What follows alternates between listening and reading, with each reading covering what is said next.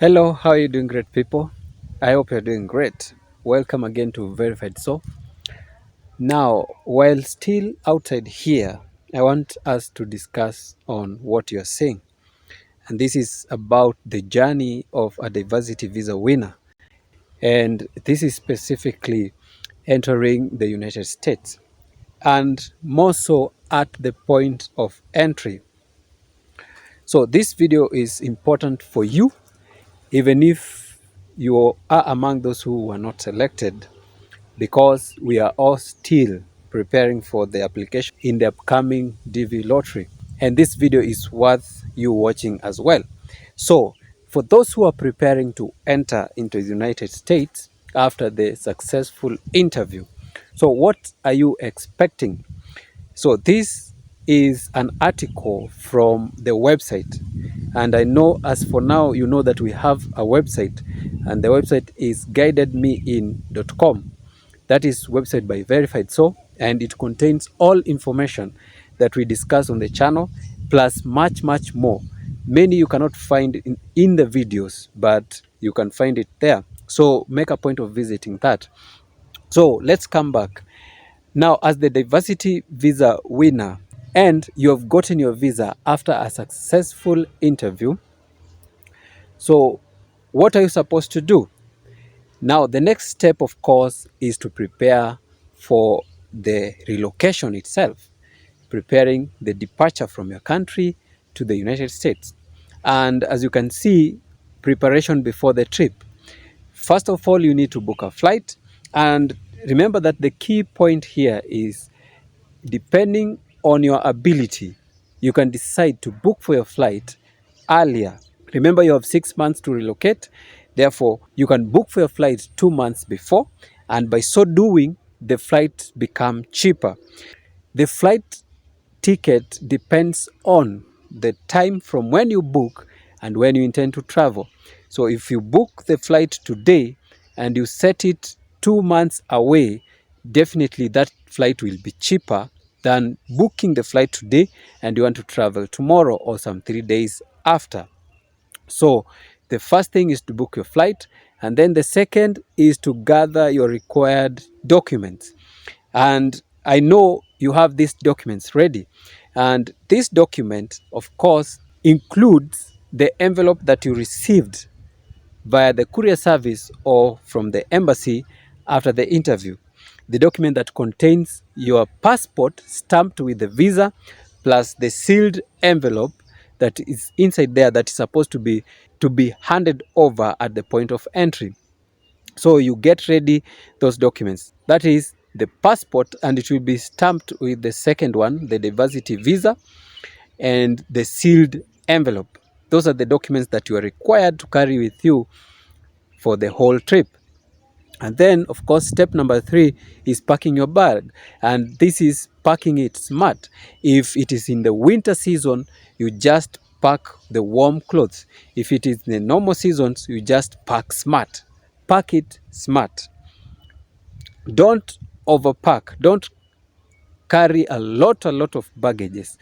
Just carry enough for you and smartly planned. That is the tip. And then arrival in the United States. What happens when you arrive in the United States? So the point where you land with your plane, that is what we call the point of entry, because you'll need to go through the custom and border protection, and this is where they do a recheck of you to verify your identity, to verify your validity. And that's why you can see here, the point of entry officer will ask you a series of questions. They are not necessarily supposed to be as I have listed here. Here are just some few examples. The questions, they vary from one person to the other. They are just overall questions just to verify the identity, nothing more. What is the purpose of your trip? How long do you plan to stay? Where will you be staying? Do you have any relatives? And so on. Such type of questions, just the overall question to confirm the validity. And what you're supposed to be is to be truthful. And then the second one, they will take your biometrics, of course. They'll take a photo of you. And also, of course, you'll undergo some checking. Your luggage will be checked for anything and so on. And then the final check. Then once your documents are verified, then they will tell you, welcome to the United States. And that is it. Now, what are the documents that are contained in the sealed envelope? I've seen people asking that. And it simply contains your documentation. That is the medical report. It contains your civil certificates, that is the birth, the marriage, etc. Whatever you had provided, that's what is contained in that sealed envelope that you are requested to hand it over at the point of entry without unsealing it, without breaking the seal. So that is only what is contained in that envelope. Now, this document, you can find it again on the website. So you need to visit and go through it again to see this. Now, this was supposed to be a simple video. And as you can see, we are on the conclusion. And after that, we have the frequently asked question. Can I travel to the United States after the expiration of the visa? No, you cannot travel to the United States after the visa that has been stamped on the passport gets expired. And it only has 6 months to expire since the time of your interview, or to be so precise, since the time of your medical examination. So after that, you cannot travel to that. The second question, what happens if I forget to bring any of the required documents? That is an obvious answer.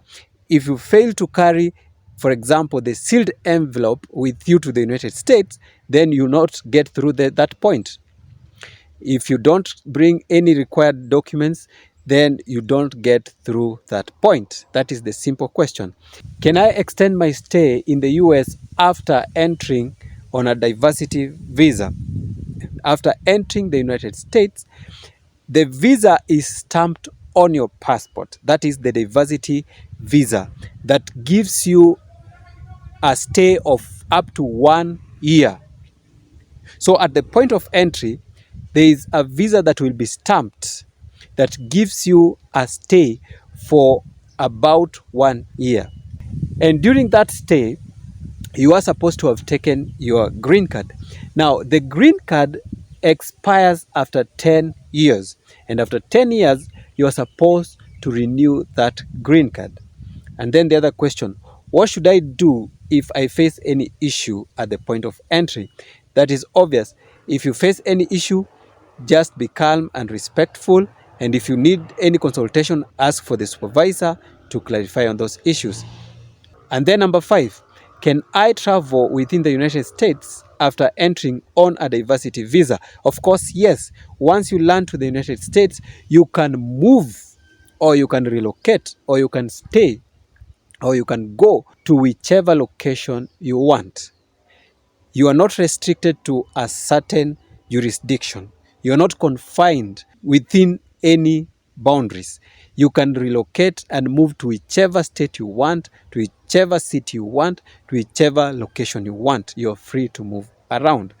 So that was a quick video, and thank you guys for watching. Please, if you have not, click on that subscribe button, like the video, share it out, let your friends also get this information. So thank you guys. Let's meet in the next video.